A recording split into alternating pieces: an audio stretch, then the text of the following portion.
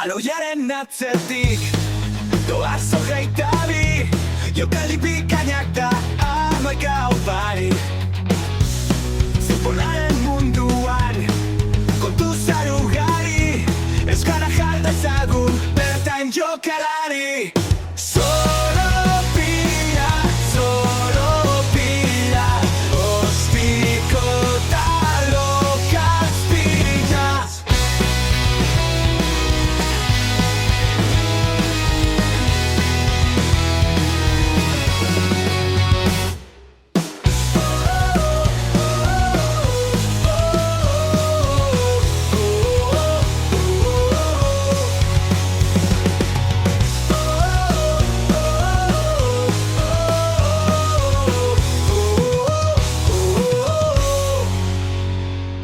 Kaixo denoi, urtarrilaren 21 iritsi da, da borrotxak esango nuke dagoeneko, isildu dela Donostialdetik, hala espero dut, nik dagoeneko Bartzelonan egon arren ikaragarrizko buruko mina dut.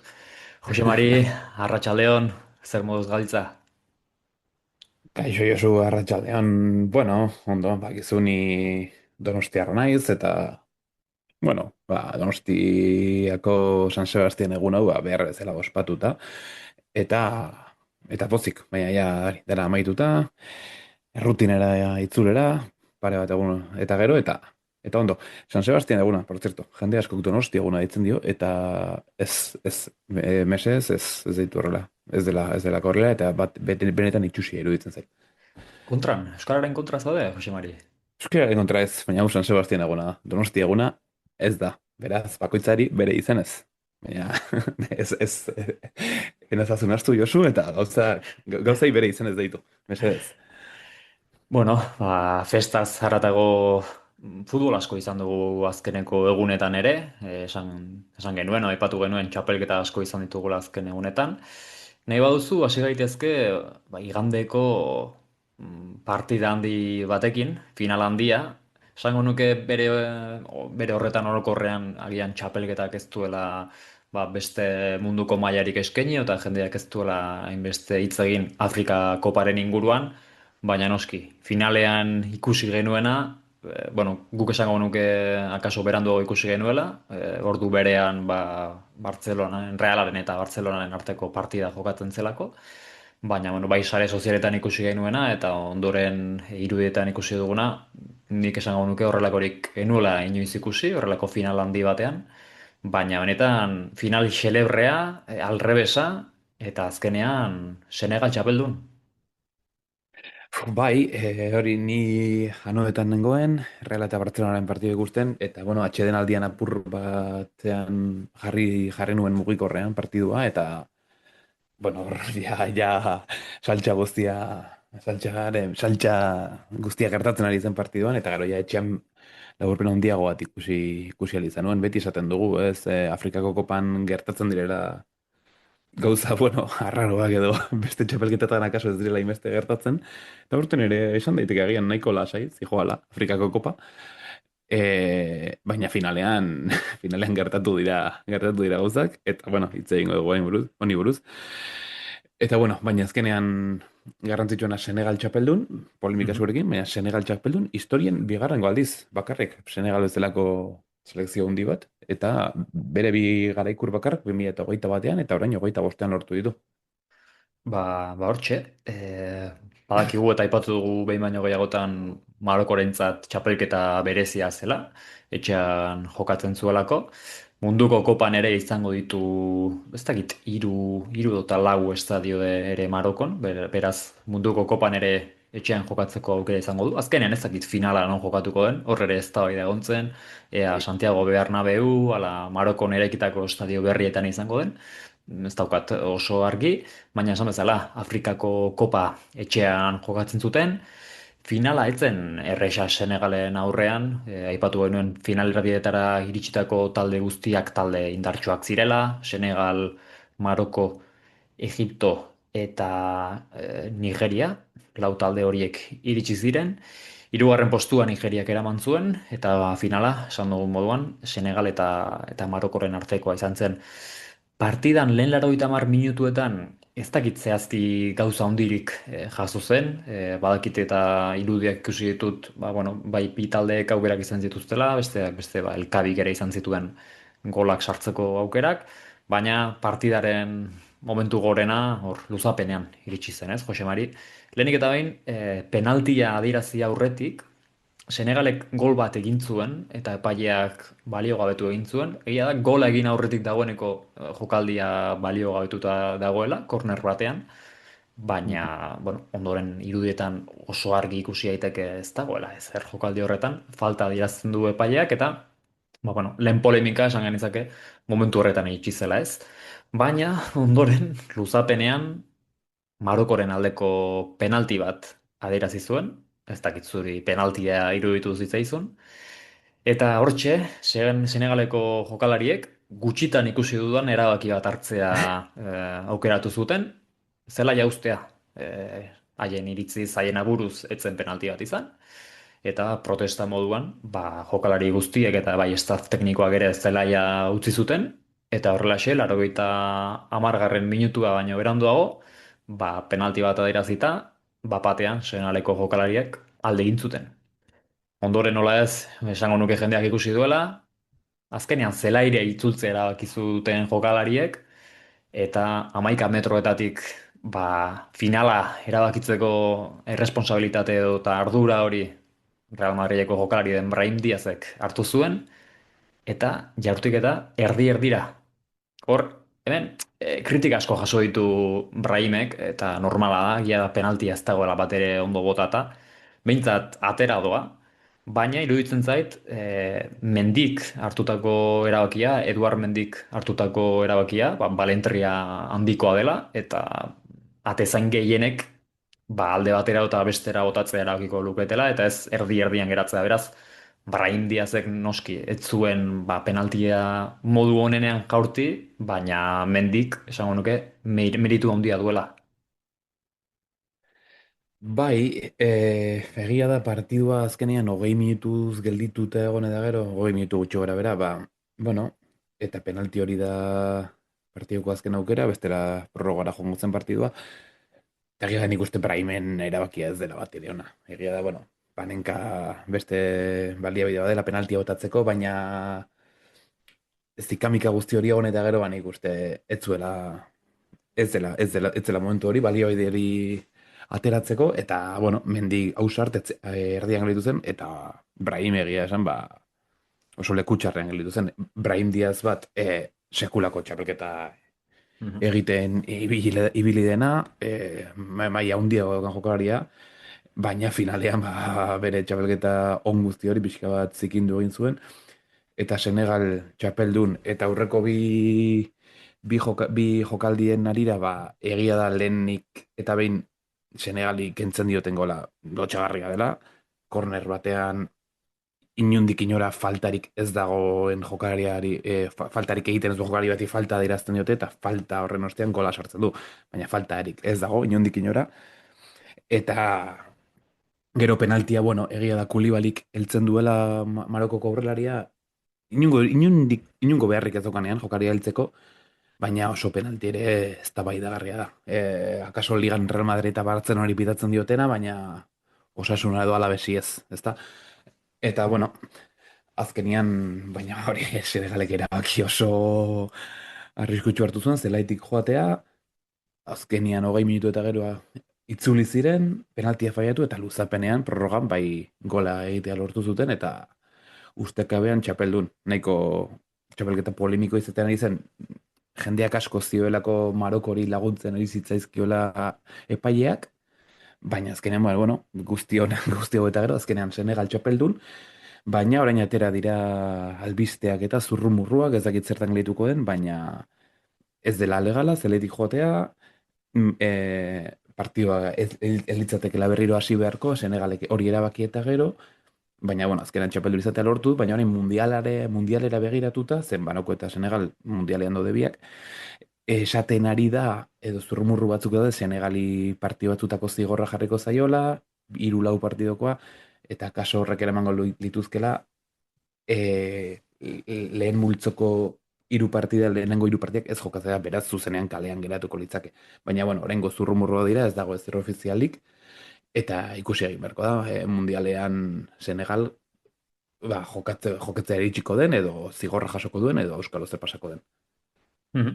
Hori da, ikusiko dugu zer gertatuko den etorkizun batean. Aipatu duzun moduan, Pape gehien ezkerkada bikain bati esker Mhm. bat eta huts irabazi zuen Senegalek. Jokaldia bikaina da, golaren jokaldia.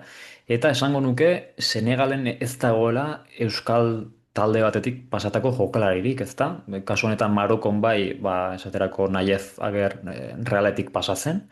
Baina horrela pixka bat gainetik begiratzen ari naiz zerrenda eta izen handiak daude. Ligatik pasatako jokalari asko edo eta gaur egun ere ligan jokatzen dutenak, Frantziako ligan ere jokatutako jokalari asko, baina esango nuke inor ere ez dela pasa euskal talde batetik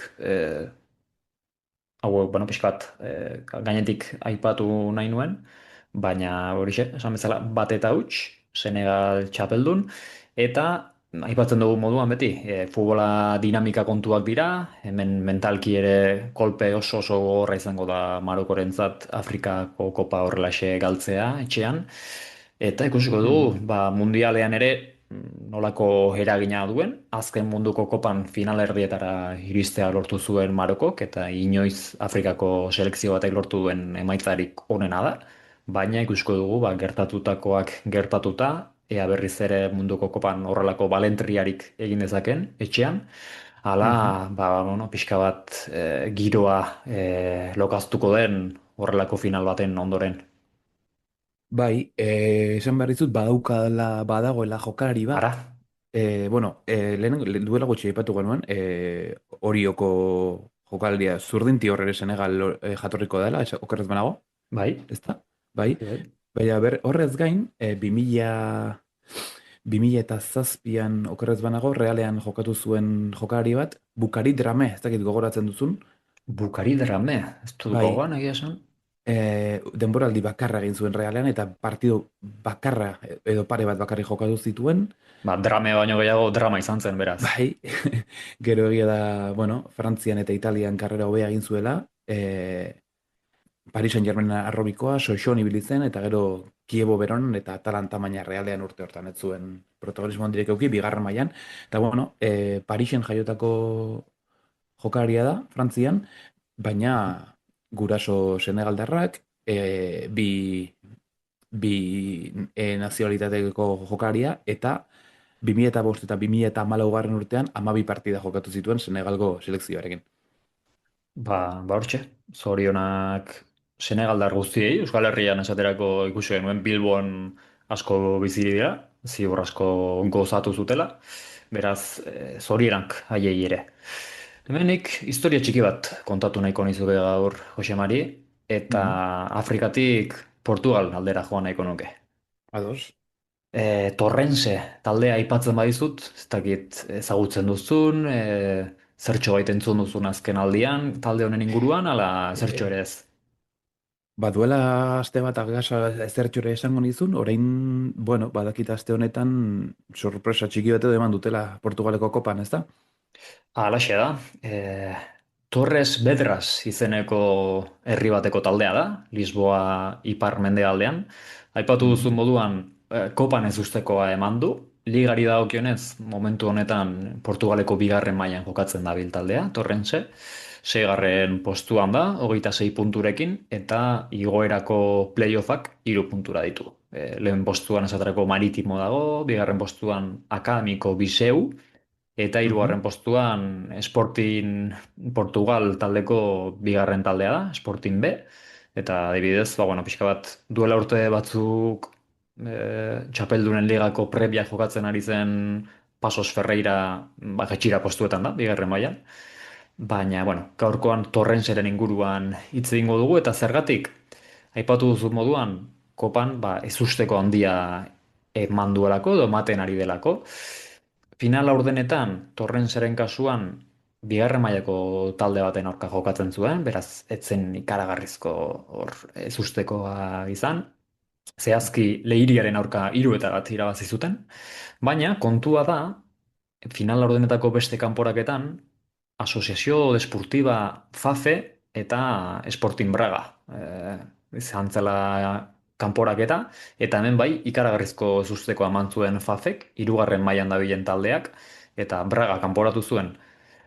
Zer gertatzen da? Ba, oraintxe bertan finalerdiak alde batetik Fafe, hirugarren mailan dabilen taldea, eta Torrense direla, bigarren mailan dabilen taldea, eta aldiz Mhm. beste finalerdiak oraindik ez dira guztiz erabaki, Porto klasifikatu zen Benficari bat eta utzi irabazita, eta oraindik jokatzeke ba, Portugaleko Sporting eta AFS-ren arteko partida. Baina zergatik ari naiz aipatzen gaurkoan Portugaleko Kopa eta zehazki Torrense taldea? Ba, bueno, mundu guztian zehar bezalaxe, Torrensen ere baditugulako euskal jokalariak. Zehazki bi jokalari aipatu nahiko nituzke, bi euskaldun. Alde batetik, ligan protagonismo gehiegi izaten izaten ari ezten atezain bat, Unai Perez, Unai Perez Alkorta, Ondarroan jaiotako atezaina, Mhm. Atletikoko Arrobian ibilia, ondoren ba Logroñez edota iaz Barakaldon ibili zen, lehen federazio mailan, eta aurten ba bueno, abentura berri baten bila Portugal aldera joan zen bigarren mailara. Ligan hiru partida soilik jokatu ditu, 18 jardunaldietan, beraz ez du gehiegi jokatu, baina aldiz kopan ba, jokatu dituzten 5 partidetatik titular izan da, 4 partidutan. Eta beste euskalduna Aritz Muguruza dugu, defentsa, kasu honetan Azpeitiarra, hau ere Aha. uda honetan jaiotakoa, eta bi jokalariak 2001 urtekoak dira, hau da, 24 urte dituzte, gazteak, eta biek ba, lehen esperientzia moduan, hause, aurtengoa Portugalen. Aritzen kasuan ez du jokatu edo eta transfermarketen arabera Liga Rebelasao bakarrik jokatu du, esango nuke ba, 23 urte zazpiko liga bat dela, Portugalen, Mhm. baina lehen talderekin ez du jokatu. Baina hortxe daukate kopako finala esku-eskura, aipatu behar dut bi partida jokatuko direla finalerdietan, hau da joanekoa eta etorrikoa. Zehazki, otsailaren lauan Fafe bisitatu beharko dute, eta apirilaren 22an jokatuko da finalerdiko bigarren partida. Beraz, hemendik zorterik onena opa diegu, esango nuke biekin hitz egiteko aukera izan ez gero polita izango litzatekeela ez, bi finalerdien artean ba, elkarrizketa txiki bat egitea eta ea nola doan ba, Portugaleko esperientzia hori, baina nik hemen galdetu Bai. nahi nizun, Jose Mari, noski, Portugaleko Sporting finalerdietara pasatzen bada, alde batetik Porto eta Sporting izango ditugu finalerdietan, eta bestetik Fafe hirugarren mailan dabilela eta Torrense bigarren mailan. Hori horrela, liga bidez bai Portok eta Sportingek Europarako sailkapena lortzen badute, imaginatzen dut finalera iristen den beste talde horrek, Fafek edo eta Torrensek, ba, akaso Europarako txartelare eskuratu dezaketela, ez? Ez dakit Portugalen nola funtzionatzen duen. Hemen, bueno, Espainiako kopan garai batean ala zen, baina gaur egun horiak kendu egin zuten, eta txapelduna izan behar zera, Europan jokatzeko, beraz Portugalen ez dakit zein den modua. Batzuetan egia zuk diozuna, ez?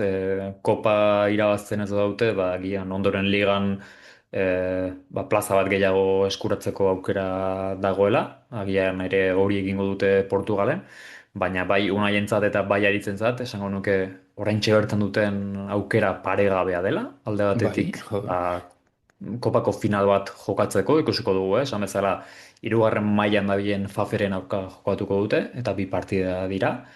Baina, bueno, gertutik jarraituko ditugu eta ea zer moduz doazen partida hauek. Bai, adi ibili beharko gara. Zoritxarrez hemengo kopan pentsa zina da, horrelako gauzak jokatzea. Mhm. Bira, Barcelona final aurrekoetan egongo da, Albazateri irabazi ezkero, segurenik lortuko duela. Eta lehenengo mailako talde baten kontra jokatu gabe, eta bak egongo zuzketak nola den, baina bueno, hori beste gai bada. Eta Ondarroan, ez dakit ze bakartatzen den atezainekin, baina ateratzen dira maila honeko atezainak, ez da? Kepa, Zubikarai, hau ere bai, bueno, maila honekoa, bueno, Portugalen bigarren mailan, ba ez dago gaizki ere ez. Bai, bat 88 neurtzen du Unai Perezek, beraz, bueno, ez da txikia, ez da gutxiago ere, Baina, bueno, esango nuke aukera polita dela eta gutxik hartuko luketela horrelako erabaki bat, ez? Esan bezala aurrek urtean Barakaldon ari zen jokatzen lehen federazio mailan. Eta, bueno, Bai.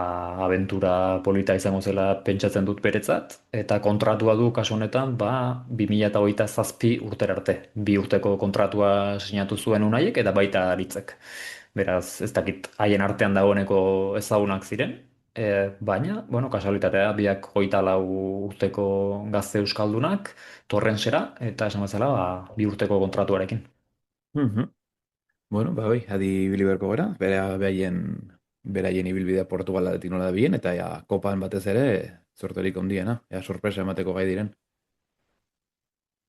Horixe da, hemen kopan izusteko gehiagiez, baina, bueno, izan ditugu azkeneko asteetan, aipatu genuen bigarren mailako taldeen etxean jokatzea ez dela erraxa, eta besteak beste, Real Madrid kanpoan geratu da.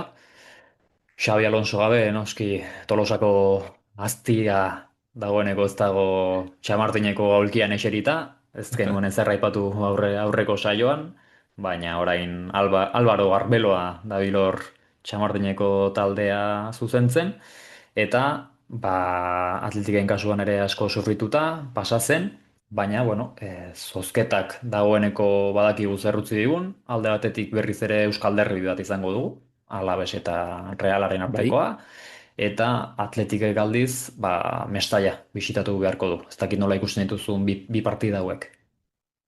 bai, bueno, lehengo esan behar daukat, Xabi Alonsori soropilera berandu egin diogo lagun bita, beraz, begira, aratzi egin genion, eta oraindik ez du partidori galdu, Xabi Alonso, bueno, aste honetan akaso bai, ez dut begiratu. Aipatu behar dut, atzo urtarrilaren 20 bazutela partidu bat, kasu honetan Rijekaren aurka hasi baina amaitu ez zuten partida bat, belainoagatik, aipatu genuen. Bana zigoazten eta bana hasi zen partida, baina 75. minutuan bat eta bikoa sartu zuen Rijekak, eta beraz, bueno, orain arte, zorte ona eman diogun arren, atzo lehen aldiz, elkarrizketaren ondoren, lehen porrota jaso zuen Istrak. Bueno, bai, bueno, iritsi beharko zen lehenago beranduago, baina, bueno, gurekin egon zenetik garatze Istrarekin sorte handi du, Xabi Alonso gurekin ez zen egon, eta, bueno, oraindik eukiko dugu denbora, honea ekartzeko, Tolosarra, baina, bueno, sorterik onena berari ere. Ibere ibilbidean. Eta, bueno, bai, koparen inguruan, bueno, oso txapelketa irekia galitu dela iruditzen zait, bigarren mailako talde bakarra dago, Albacete, Real Madrid kanporatu zuen, sinisteko ez dakit zaila den partido batean, Real Madridek partio txarra egin, baina bere modura 81. Minutuan berdindu zuen, baina gero atzekaldeko despiste batean, Alabesek bigarren sartzea, Albacete barkatu bigarren sartzea lortu zuen, eta sorpresa emanez, final ordenetara. Eta, bueno, besteako esan duzuna, Realak eta Osasunaren partidua ikusteko izan zen egia esan, Reala lotan sartu zen partio batean, Osasunok 2 gol egin zituen, gero atzea sartu zen, eta, bueno, bai, hau ipatu genuen aurrekoan. Eta, baina, bueno, orain Alabes tokatu zaio, Alabesek, bueno, eta final horretan jarri da, lehenengo mailako taldea irabazita soilik, baina, bueno, egia da, partio guztiak etxean jokatzen ari dela, eta orain Realaren kontra ere, etxean jokatuko du, beraz, oso partida irekia espero da, ze Realak sufritzen du, gehiago sufritzen du etxetik kanpo, eta Mendizorrotzan inoiz ez diru partida honak egiten, beraz, ikusi beharko da. Eta Atletikek ere bai, Valentzian jokatuko du, bere azken kanporaketan oso oroitzapen txarra ditu, bertan gelitu baitzen kanpoan, duela denboraldi gutxi, ez nahi gogoratzen zehazkizen bat, 3 edo, baina bertan gelitu zen kanpoan final bat era iristeko berriro ere zorian zegoenean. Valentzia eta Alaves egia da orain pixkat gehiago sufritzen ari direla ligan, beraz ere ondo neurtu beharko dute kopari eman nahi dioten garrantzia, baina final ordenetan egonda, beti esaten da, final batetik 3 partidu behar zaude, eta nik uste ere, dera ordenarekin joan behar zerala, sekulako aukera delako. Bai, nire ustez ere zuk aipatu duzu gakoetako bat, liga oso berdindurik dago eta 8. postutik aurrera talde guztiak puntu oso gutxitan daude, baina egia da, bai Valentzia eta baita Alaves ere, jetxira postuetatik oso gertu daudela, Alaves gainera okerrez banago dagoeneko jetxira postuetan dago, eta beraz esango nuke horrek, ba, kaso aukera gehiago ematen diela bai Realari eta bai Atletiki, ez dakit zehazki, bai argi daukat biek ala biek bai Alavesek eta bai Valentziak irabazi nahiko dutela, noski, Kopa Mhm. delako, partida bakarra eta etxean jokatuta, denek egon nahi dute final erdietan, baina burua beste toki batean ere izatea esango nuke normala dela, futbolean eta kasu honetan ligan gauzak gaizki doazenean, eta hor, akaso, ba, aukera txiki bat gehiago izan dezaketela pentsatzen dut, bai Realak eta bai Atletikek.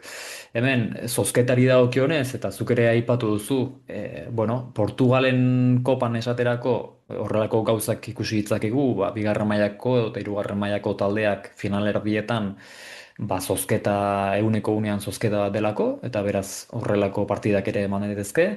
Hemen, Barcelona finalerdietara iritsi daiteke, lehen mailako talde baten kontra jokatu gabe, eta Alavesen kasuan aldiz, ba, finalerdietara iritsi nahi badu, gutxienez, lehen mailako Hiru. hiru Bai. talde kanporatu beharko ditu. Beraz, bueno, formatua aldatzen ez den bitartean, esango nuke oso injustua izango dela, baina, bueno, badakigu nolakoa den Espainiako Futbol Federazioa, eta ez dakit epe motzera aldaketarik izango dugun.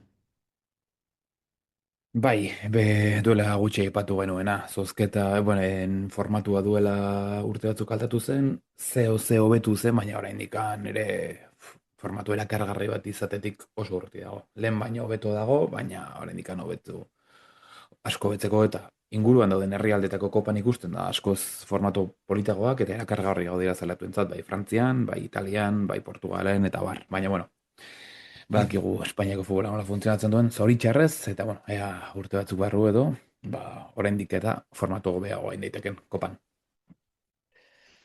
Ba, kopa batetik beste kopa batera edo beste txapelketa batera pasa nahiko nuke. Ez dakit ezagutzen duzunzuk, eta gure entzulek ezagutzen duten UEFA Regions Cup txapelketa. Nolabait, Europan dauden eskualde desberdinen arteko txapelketa bat izan ohi da.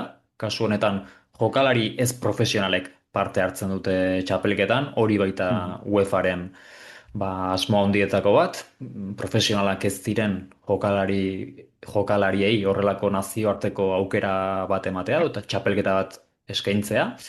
Eta, ba, bertan,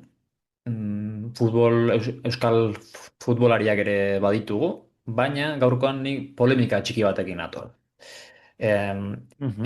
Hego Euskal Herriari dagokionez, bi federaziok hartzen dute parte txapelketa honetan, Bai. alde batetik Nafarroa, eta bestetik eh, Euskadi, edota Euskal Autonomia Erkidegoa, hau da Bizkaia, Gipuzkoa eta Arabak osaturiko federazioa.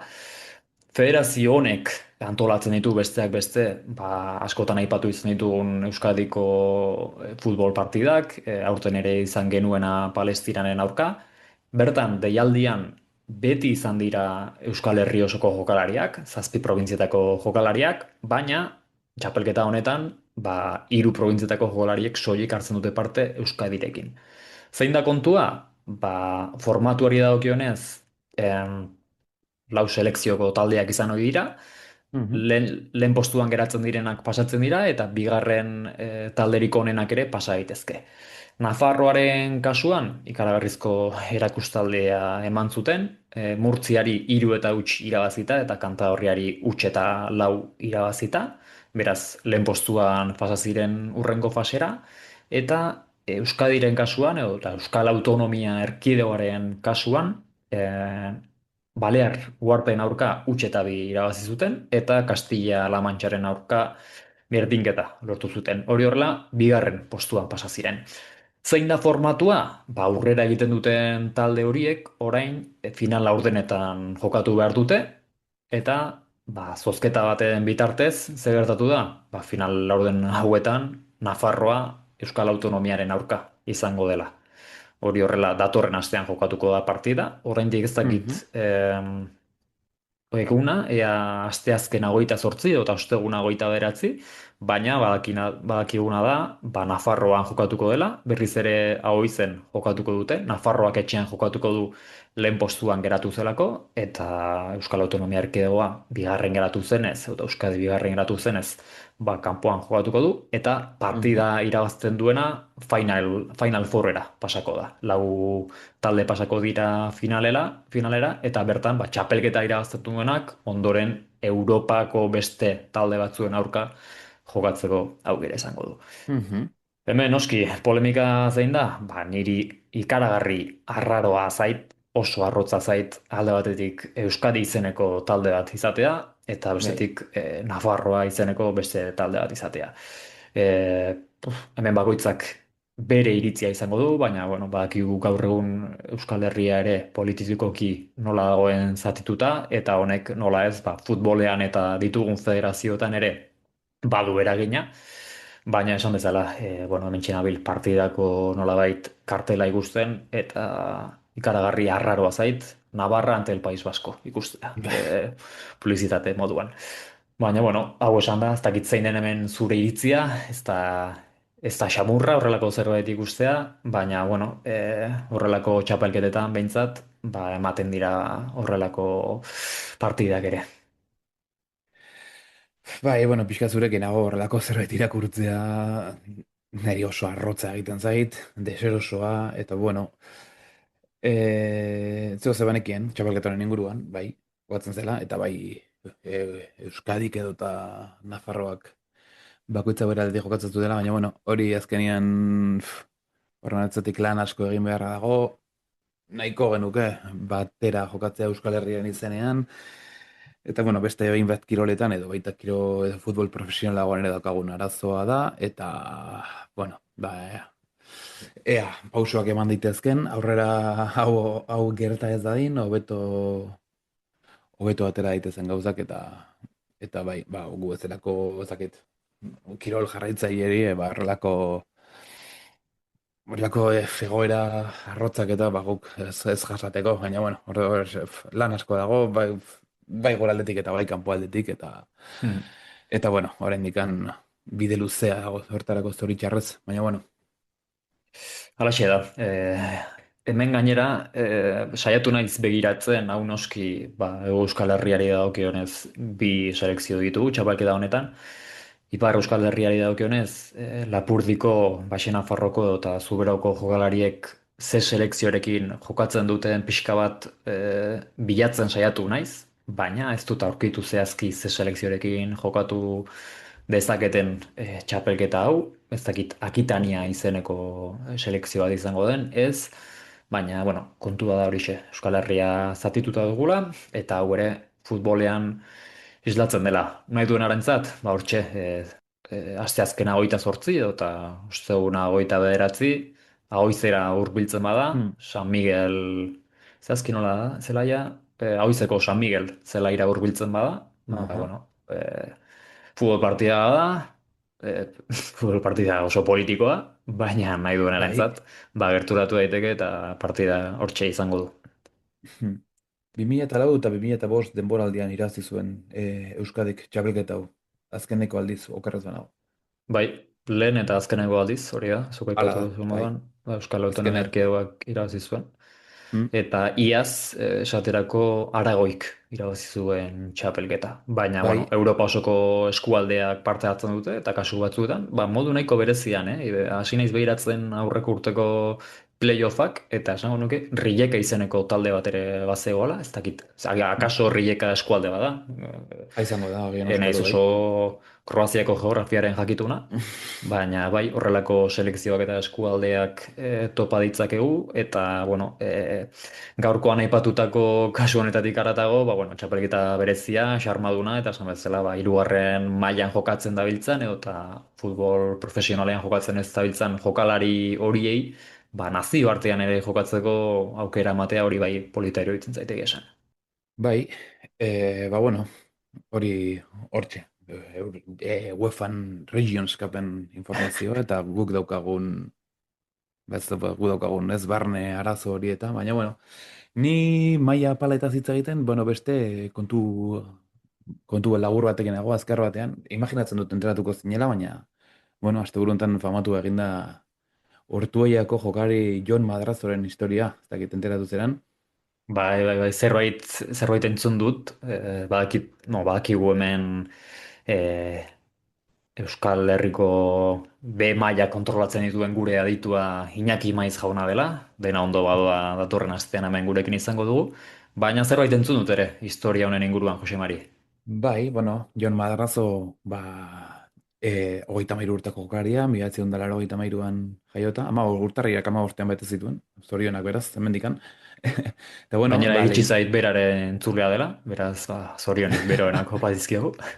konbidetea egingo diogu, nola ez. Bueno, hori, Leioan jokatzen hasitako mutia, Arrobian, da gero, ja, bueno, pixka bat era, bueno, maila semiprofesionalean, Zamudion ibili zen, Getxon, Gernikan, zortea probatu zuen ere Burgosen, hemen zorte meretzian moraldian, gero Euskal Herria itzultzerak zuen, Leioan, Irungorra unionen, berriro itzuli zen Errioxara, bueno, berriro ez, lehen aldiz, baina Errioxara joan zen, Calahorra eta Logroñesen jokatuta, eta orain Sestao Riberren bigarren federazio mailan jokatzen ari zen. Horren, bueno, futbolen urte asko egin dituen mutila, zein da arazoa, bueno, zoritxarrez, lehenengo ref mailan eta bigarrenan gutxiago, futboletik, bueno, esan dugu bezala, era semiprofesionala jokatzen da, baina askotan, bueno, soldatak ez dira zoritxarrez duinak edo Bai, alokairua ordaintzeko justu kasu hori da, askotan. laguntza bat eta besterik ez. Eta bueno, Jon Madrazo behintzat mutilargia da, eta bere bidea egin du futboletik kanpo, eta bueno, eta orain albiste iritsi zaio suhiltzaile izateko posaketa batzuk prestatu zituela eta gainditu egin dituela, eta plaza hori atera duenez, zoritxarrez futbola utzi egin beharko du. Bintzat modu semiprofesionala ez dakit bere herriko taldean jokatzen jarraituko duen Euskalo baina zaila dauka ere. Eta bueno, bortxe futbol profesionala baino profesionaletik kanpo dauden historiak ez.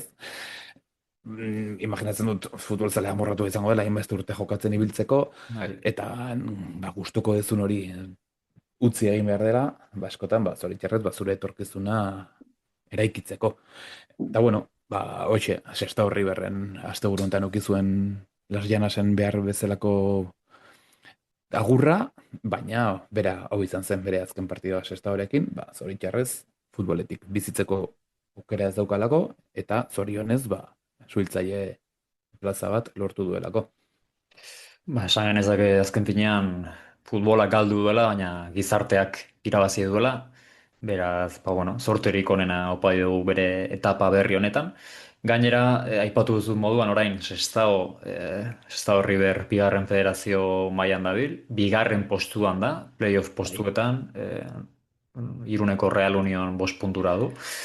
Ez dakit beretzako taldea playoff postuetan uztea errazagoa eta zailagoa izan den. Alde batetik esango nuke nahiko lasai joan dela, taldea ondo dabilelako, dinamika honean eta itxura ona duelako, baina bestetik ere ziur aipatu duzu moduan jokalari profesional bat izan da eta izan duen ibilbidea ikusita, ziur aski geratu zaio ez nolabait denboraldia amaitu eta Sestao River lehen federazioa igotzeko nahi hori, baina, bueno, esan bezala, bizitza erabakiak dira, eta ziur, honetan ere asmatu duela. Bai, akaso ez da izan berak nahi zuen erabaki euneko eunean, baina behartuta ikusi da, baina, bueno, esan bezala, zorte honena, bai Sestao hori eta baita Jon Madrazo hori bere etorkizunean futboletik kanpo, eta nola ez, soropilera gonbitea baduka, egun batean, elkarrizketatzeko aukera badaukagun. Hortxe, Jon Madrazok nahi duenean hortxe du proposamena, ona gerturatzeko, baina, bueno, futbolak ez du etenik, aste honetan esaterako txapeldunen liga jokatzen ari da, atzo izan genituen zenbait partida, baina Euskal Teldai daukionez gaur jokatuko du Atletikek, gaueko 9:00 Bergamon, Atalantaren aurka. Erronka oso zaila izango da, esango nuke Txingurriren, Valverderen taldearentzat. Atalanta 8. postuan da 13 punturekin, eta Atletik 32. postuan da 5 punturekin. hurrengo fasean egon nahi badu, bai ala bai garaipena lortu beharko du, baina esango nuke partida bere horretan zaila dela, baina ikusita dituen baja guztiak, Juri Bertxitxe, Berenguer, Laporte, Prado, Sanadi, Williams Anaiak, erronka zaila izango du Atletikek, baina bueno, hau futbola da eta auskalo ze gertatuko den, baina esan bezala ba, gaurkoan 3 puntuak pilatzea ezinbesteko izango da Valverderen taldearentzat eta Atletiki dagokionez gaurkoan ba, bi partida garrantzitsu nesken kasuan ere finalerdiak jokatuko dituelako, Espainiako Superkopako finalerdiak. Baina noski, kasu honetan, zazpietan hasiko den partida honetan, Barcelonaren aurka jokatu beharko du, eta Bergamoko partida erresa ez bada, ba esango nuke Barcelonaren aurkako partida are zailagoa izango dela. Bai, bueno, neskei dagokienez hori, bueno, niko ja balentre handia da, Superkopara iristea, baina nesken futbolean Barcelona garaitzea gaur egun oso zaila da, eta behaiek egun txarrak gerotuta zuk urteko egun honena, beraz, bueno, ea gai diren sorpresa emateko Atletikeko neskak, nahiz eta oso zaila duten. Finalean, Real Madrid ukiko dute zai, atzo 3-1 irabazi baitzion Mm, Bartzelonari, Atletico Madrilgo derbian, Hori da. eta hori, partida Castellón jokatuko da, Kastaliako futbol zelaian. Eta bai, eta txapeldunen ligan, ba, Atletiken azken aukera da. Atalanta gainera talde ona da, batez ere etxean. Italian egia esan talde eredugarria, beti galtzen ditu jokalariak, jokari onenak joan egiten zizkio, baina ondo saltzen du, ondo ere fitxatzen du. Bai. Gari batean pixka bat Sevilla izan zitekeena kaso, eta beti maila mantentzen, bai Europa Ligan edo bai Txapeldunen Ligan, eta oso partidu zaila. Eta Atletikek bi partidu ditu Txapeldunen Liga amaitzeko, Atalanta eta gaur esan mamesen Lisboako, Portugalgo Sporting jasoko du, beraz gaur ez badu garaipenik lortzen, agurra esan diezaioke txapelketari. Orduan, ba, ea Atletikek zerbait ona atera dezaken Bergamon, eta oraindikan play-in hoietara sailkatzeko aukerak dituen. Bai, gainera hemen, esango nuke beste talde bat zuentzat ere interesgarria izango litzatekeela Atletikeken garaipena, kasu honetan aipatzen ari naizena, ozen nahi dudana da, aurreko urtean ligak lortu zuela nolabait Europara joateko beste plaza extra bat, Europan izandako emaitza honei esker. Aurten momentuz emaitzak ez dira onenak Espainiako ligako taldei dagokienez, baina, ba, bueno, 8. postuan dagoen taldeak ere konferentzia ligarako txartela eskuratu nahi badu, ba, garrantzitsua da ligan jokatzen ari diren talde horiek ere Europan paper ona izatea, eta gaurkoan gainera, ba, bueno, Italiako seriean jokatzen dabilen Atalanta denez, ba, Atletiken garaipen badere, horretarako, ba, garrantzitsua izan daiteke. Baina, bueno, ligari dagokionez, aipatu ditzakegu pixka bat labur Jose Mari azken astean, edo azken aste bukaeran honetan izandako emaitzak. Larun batean, okerrez banago, lehen mailan Mallorcaren eta Atletiken artekoa izan zen, Euskaldunei dagokienez, arratsaldeko 4:04. Eta bueno, partida hau ere gora beratxua, Murikik 3 gol egiteko aukera izan zuen, hat-tricka, 3-2, eta polemika handiko partida. Bai, betikoa barraren txorakeriak eta, bueno, Atletikek ez zuen partidan egin gauzak diren bezala, baina bai, bigarren penaltia oso eztabaidagarria da, Bai, eta lehenengo ere bada eztabaidagarria, baina egia da, bueno, besoa naiz eta, bueno, errebote batetik iritsi, egia da beso hori baldin badauka hor, Mallorcako aurraria bakar gelditzen dela tezainen aurrean, baina bigarren penaltia ez dago modurik ulertzeko, eta penalti horren ondorioz guruz eta bigarren txartela ikusi zuen, Atletik 10 gehitu zen, aurkian zegoela lekue okertzanago ere kalera joan zen, eta bai, oso haserra Atletikeko jokalariak, ulertzen dut gainera, eta baina azkenean 3-2, eta Atletik ez da beri oso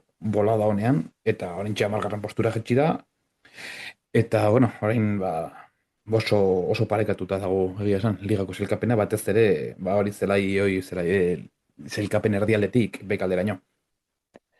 Bai, nik aitortu behar dut, hasiera batean barra ezarri zenean oso alde negoela, eta gustatzen zitzaidala barra futbolean ezartzea, baina iruditzen zait ezarri zenetik gaur egunera arte erabilera oso kaskarra izan dela, askotan irizpideak ulertzea ez dela erraxa, eta zelaian dagoenak askotan ez duela inolako garrantziarik, askotan goitik hartzen direla erabakiak, eta beraz, gaur egun galdetuko bazenidake Josemari ea alde ala kontra, ni gaur egun nahiko kontra. Ez tresna nolakoa den ala ez, baizik eta erabilera esango nukelako ez dela egokia izan.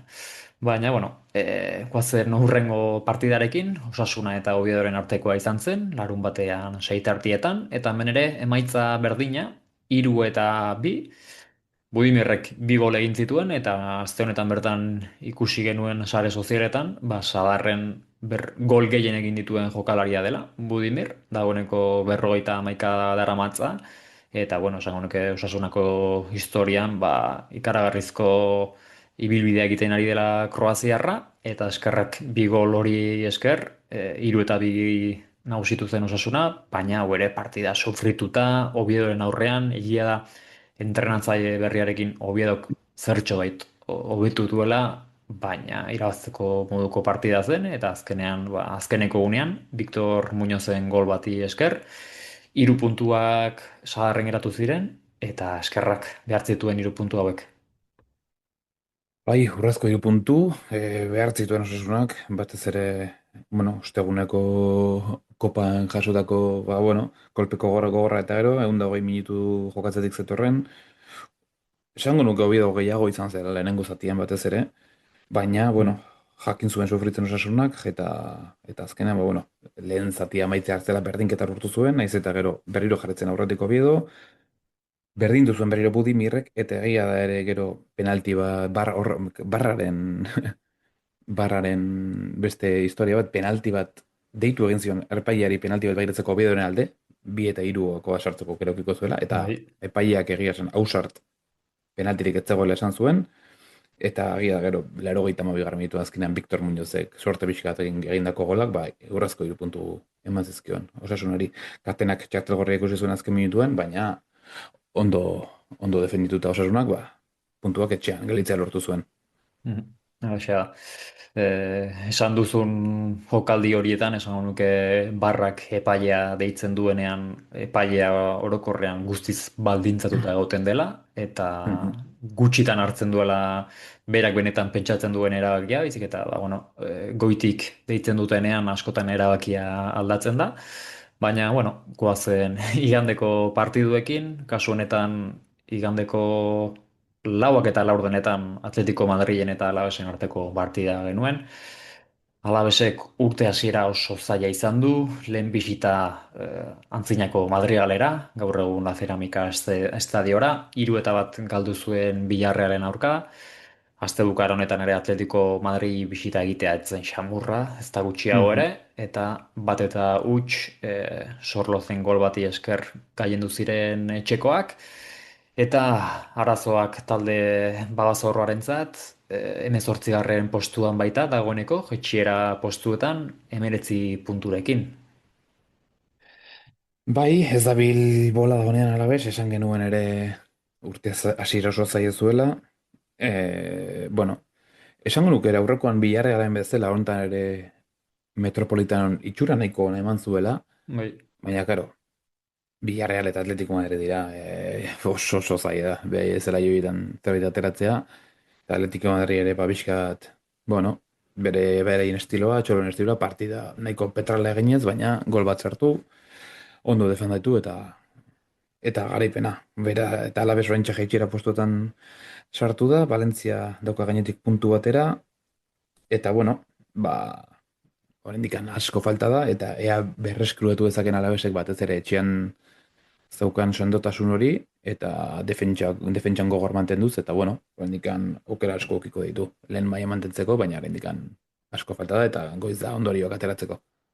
Bai, asko falta da eta egia da talde asko daudela hor puntu oso gutxitan, esaterako 12. postuan den Osasuna 3 puntura soilik du, baina esango nuke jokalariei eta bueno, staff teknikoari ez zaiola inoiz gustatzen sailkapena begiratu eta jitsira postuetan dagoela ikustea, eta horrek ere animikoki baduela eragin txiki bat. Baina bueno, esan bezala oraindik asko geratzen da, esango nuke denboraldi hasieran erakutsi zuela Alavesek baduela lehen mailan geratzeko taldea.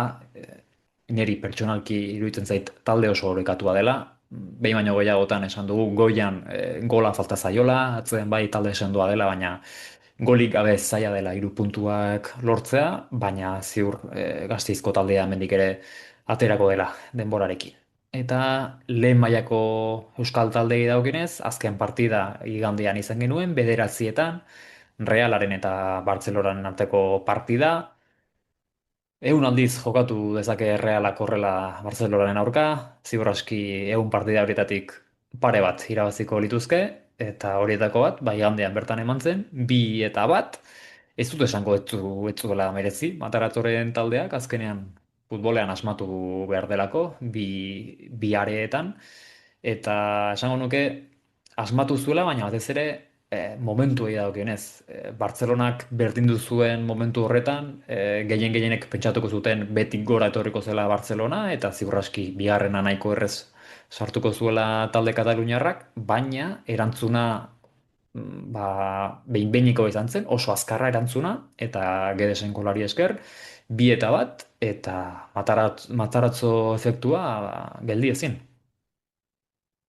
Bai, bueno, aipatu behar da, ez Mataratzuak ezakit, lorea edo badaukan oraingoz, baina ze bere partidioetan, egia lehenengo partidua nahiko ona, Atletico Madridin kontra bana, baina gero Getaferi azken minutuan irabazi zion, Osasunari penaltietan azken minutuan berdindu eta gero partidua, Bartzelonari horreko nire ezakit nola irabazi zion, atzo ere San Sebastian egunez beti hotza eta euria egiten duela askotan, atzo sekulako eguzkia ateratzen Donostian, hori ere Mataratzorekin zerbait izango da, ziur nago. Baina, Bai. bueno, bai, Bartzelonak egia da askotan utzi dituela puntuak anoetan, baina beste alditan esango nuke normalean partida txarrak egin da. Igandean, niri iruditu zitzaidan, Bartzelonak partidu oso ona egin zuela, oso serioa, goitik bera dominatu zuen partidua, Lamin Jamal geldi ezin ibili zen, nik aspaldian zuzenean ez nuen horrelako jokari bat ikusten, eta ostra, Zure burua ikusi ez duzulako, Jose Mari. abiadura galdu dut urteekin, baina bueno. Eta egia esan, bueno, barraren laguntza txikiekin edo, hemen barra adibidez, hobeto erabilita lehenengo golean, adibidez, Fermini kentzen dioten golean, zuzenean baloia garbi kentzen diola dirudi olmoku hori, baina gero errepikapenean argi ikusten da, hankan ematen diola ostikoa baloia ikutu gabe, eta horra adibidez, barrak ondo erabilita dagoela iruditzen zait, baina gero Lamin Jamalen golean ere ikusten da, eta hor teknologia ziatu garzera, botaren tako batengatik dagoela aurreratuta, eta bai aurreratuta dago, baina nik horre ere barraren kontu berekin besan nahi dut ere, ustea, jokozkanpo izateko aurreratua egoteaz gain nik uste ere abantaila atera behar dezula jokaldi horietan, eta hor esango nuke jokariak parez pare daude eta inork ez dauka abantaila bestearekiko.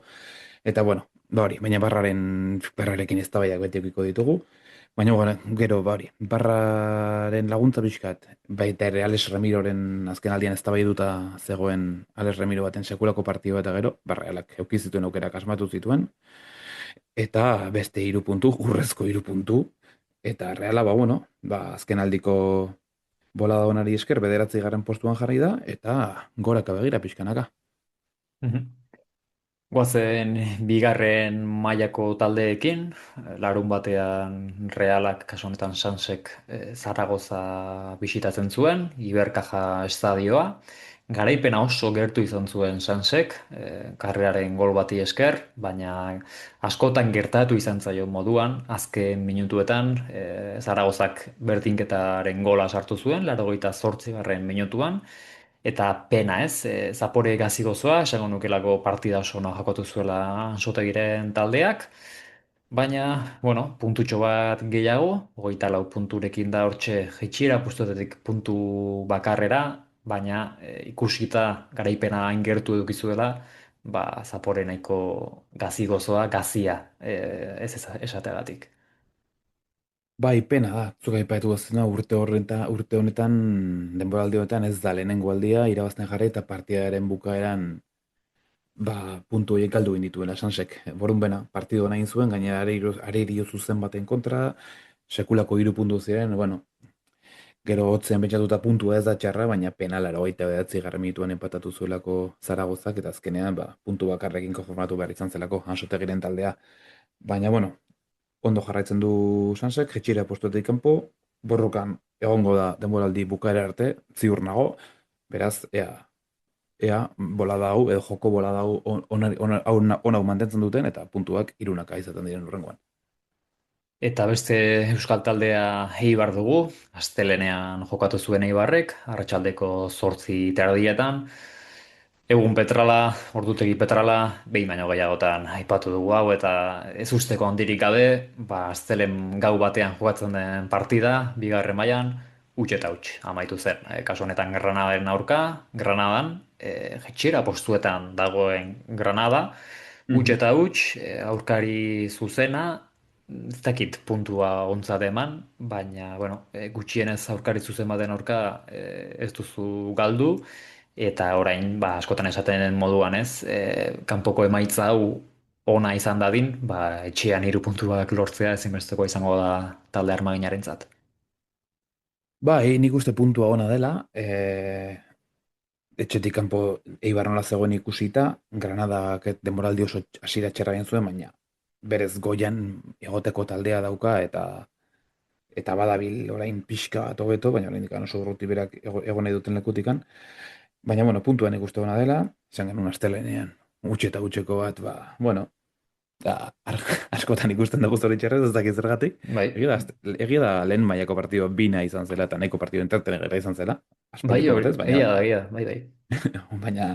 baina bai, huts eta Eibar ere, arerio zuzen baten kontra etxetik kanpo puntua lortzea, Sanse bezala, ez da txarra, eta horra bila, 16 puntu, 25 punturekin, eta oraindik ere asko borrokatu beharko du, Sansek bezala, Eibarrek, bigarren mailan mantendu nahi badu, printzipioz hori izango da beraien helburua, denboraldi erdia hau nola joan den ikusita.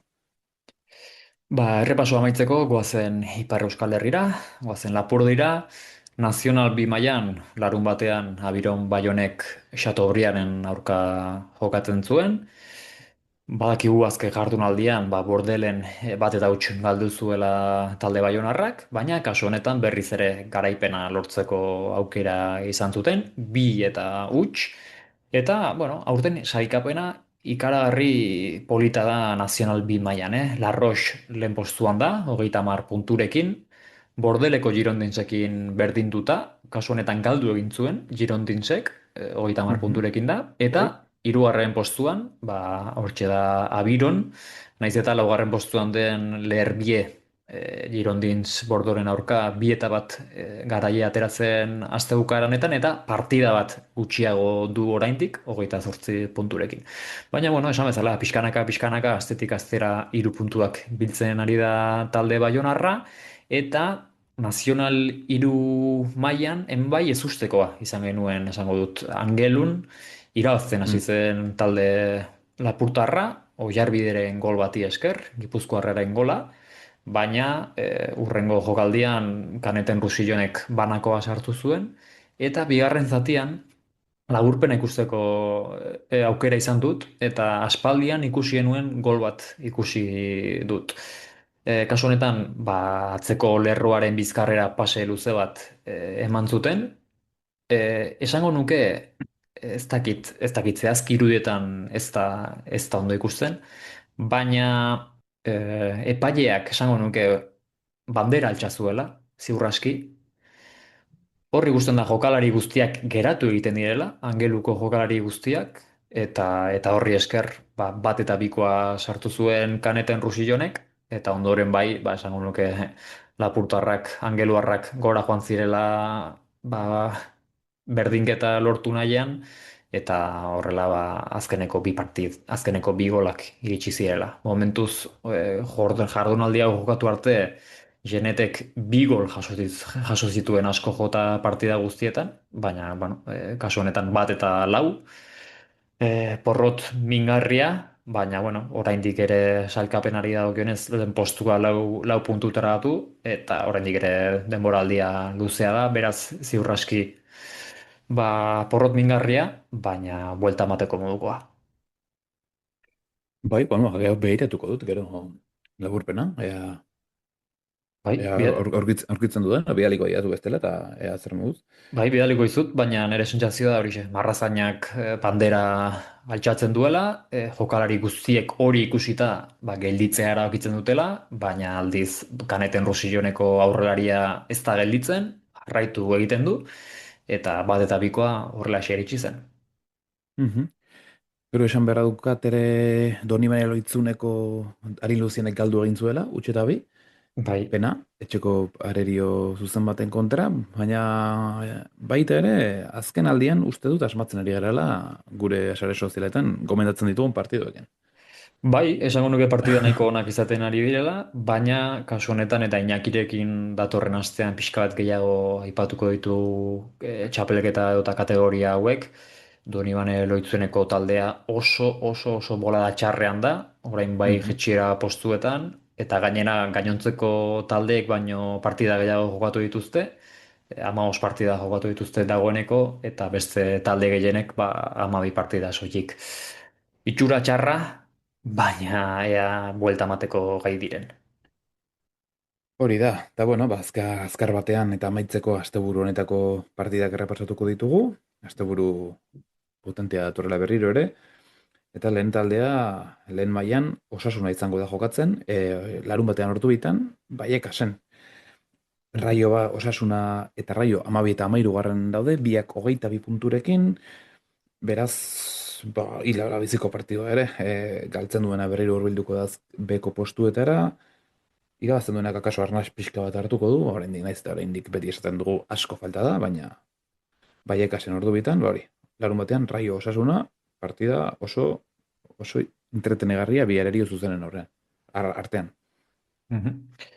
Larun batean arratsaldeko 6 txapeldunen ligako partida jokatu ondoren, Atletikek Sevillara joan beharko du, bisita nervioieko hirira. Hau ere ez Mhm. dakit Sevilla egia da oso denboraldi kaskarra izaten ari dela, baina, bueno, ez da inoiz erresa Sánchez Pizjuan zelaia bisitatzea, eta Atletik ere ez dago bola honean, beraz etxetik urrun, ea 3 puntuak lortzeko gai diren. Bai, Sevilla oso kaskar dagoen ematen du, baina 3 puntura besterik ez dago Atletiken gandik. Bai. Beraz, ez dezala lo hartu ere Ernesto Valverderen taldeak eta ea garaipena lortu dezaketen. Sánchez Pizjuan zelaian 6-3etan igandean jokatuko du Realak Zeltaren kontra, beste partido on bat, Reala 9. da, 7. Zelta, baina sailkapenean 8 puntuko aldea dago, puntu asko dira, beraz Mataratzoren bolada ona mantentzeko Realak bai ala bai irabazi beharreko partidua etxean, Zeltari pixkat presioa sartu eta Europako postu horietara hurbiltzeko. Beraz hori, partido ere oso ona espero da, Zeltak ostegunean Europa jokatuko du gainera, orduan ea ze talderekin aurkezten dena noetan, baina bueno, irabazteko aukera ona Realak eta benetako aukera esateko orgoiko postuetan mantendu edo iritsi nahi duela postu horietara. Eta Euskal talde daukinez, jardunaldia izteko, hila ala biziko partida, Mhm. babazorroentzat, igandean 9etan etxean jokatuko du Alavesek, Betisen aurka, ez da partida erresa, egia da Betis azkeneko partietan etzebilela bereziki fin, baina bueno, oso jokalari onak ditu, eta ez da partida erresa izango, baina beharrezkoa pixkanaka etxean ere 3 puntuak lortzea. Hori da. Eta bigarren mailan, 4:00 jokatuko du lehenen partidua Sansek, Butarken, Leganesen aurka, Bueno, Leganes pixkat Granada bezala, goian egoteko taldea, edo asmo horrekin ere egita, baina ez du denboraldia ziron egin, 26 puntu ditu, Sanse baino bi gehiago berez, eta bueno, txetik kanpo egia da Sansek azken aldian hobetu egin duela, beraz, ea ere garaipen batekin, Leganesi zelkapean aurre hartzeko aukera daukan. Eta igandean, bigarren mailako jardunaldiak ixteko, Euskal taldeei dagokienez, lauak eta laurdenetan, Eibarrek Almeria jasoko du. Almeria hortxe dabil, azkeneko urteetan beti goiko postuetan, playoff postuetan, ez du berriz ere lehen mailara igotzea lortu, baina talde oso ona du eta jokalari maila handiko jokalari ditu, beraz ez da erraza izango Armaginentzat.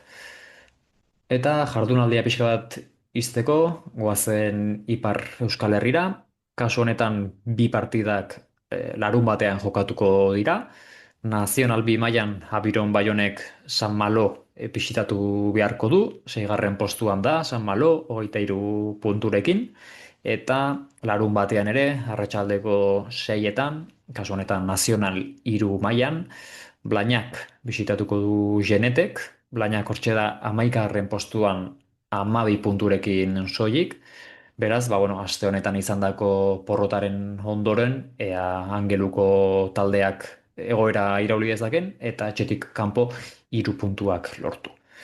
Jose Mari, gure aldetik edo behintzat nire aldetik hau izan da dena, errepasatu ditugu zeintzuk izango diren astebukara honetako partidak, saioa ere nahiko txukuna izan dela esango nuke, egia akaso ez zela gonena izan, baina hau ere hobetzeko datorren astean esan bezala dena ondo badoa, Iñaki Maiz jauna ere gurekin izango dugu, eta bi gaudenean batzuetan ping-pong partida bat izan ohi da, hirurekin ez dakit ze izango den, akaso trinketea.